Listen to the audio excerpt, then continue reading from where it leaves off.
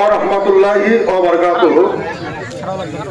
তো প্রথমেই আমি যে বিষয়টা নিয়ে অত্যন্ত খুশি হয়েছি যে আমাদের আজকের মাহফিলের প্রধান বক্তা পীরজাদা মাওলানা ইমদাদুল হক, তিনি বিগত সিজা চৌরাস্তায় 2 বার এসেছিলেন। আমি প্রথম থেকে শেষ পর্যন্ত ছিলাম। এরকম হক্কানি ওলামাকে আসলে মানুষ দাওয়াত কম দেয়। এখন সবাই ইউটিউব থেকে যে বক্তা ভালো বলতে পারে তাদেরকে মানুষ দাওয়াত দেয়। আসলে আমলকার কোন বক্তার কেমন সেটা দেখে আসলে দাওয়াত দেওয়া হয় না। তবে একটি কথা বলি, অনেক মানুষ কিন্তু এখনো স্টলের মধ্যে তাকাচ্ছে, তারা কিন্তু এখনো মাহফিলে আসতে পারেনি, তারা কিন্তু দুর্ভাগা, তাদের কপাল খারাপ। তো আমি একটি কথা বলবো যে ধরেন একটি সন্তান যদি ভালো করে সবাই কিন্তু তার গার্জিয়ান, তার বংশের প্রশংসায় মেতে ওঠে। আর সন্তান যদি খারাপ হয় তার সে ব্যক্তিও লজ্জিত এবং তার বংশগুলিয়াত এবং আত্মীয় স্বজন গ্রামবাসী সবাই লজ্জিত। তবে এই সন্তান ভালো হোক কিংবা খারাপ হোক, আপনি সন্তানকে পৃথিবীর সর্বোচ্চ ডিগ্রি দিলেন কিন্তু আপনি একটি বিষয় দিলেন না, তাহলে আপনার সন্তান আপনার লাশটা সামনে নিয়ে আপনাকে ঠকাবে। কিভাবে ঠকাবে? ধরুন জানাজার নামাজ ফরজে কিফায়া, যার দোয়া তার করতে হয়। এখন আপনার সন্তান পিএইচডি পাস করছে অথচ জানাজার নামাজ দোয়া কালাম জানে না, তাহলে আপনার কি করলো? যার তার করতে হবে। আপনার সন্তান আপনাকে সামনে রেখে কিছুই বলতে পারলো না, আপনার জন্য দোয়াটুকু করতে পারলো না।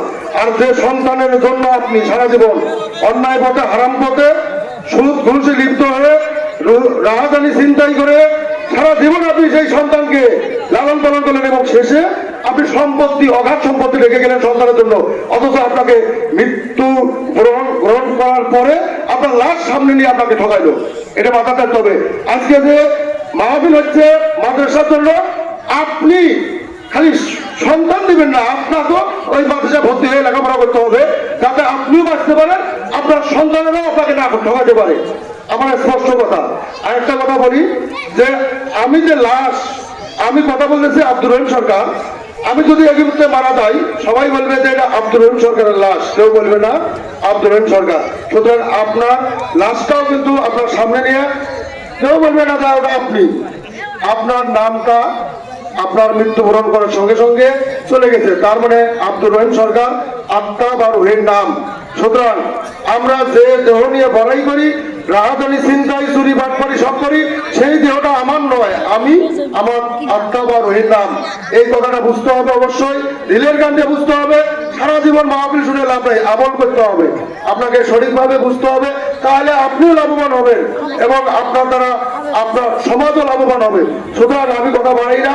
আমাদের যে আদর্শ বাজারের মাহফিল, এই মাহফিলে আপনারা সন্তান দেবেন এবং পারলে নিজেরাও শিক্ষা গ্রহণ করবেন, সেই সাথে সহযোগিতার হাত বাড়িয়ে দিবেন যাতে করে এই মাদ্রাসা কিয়ামত পর্যন্ত চলতে থাকে।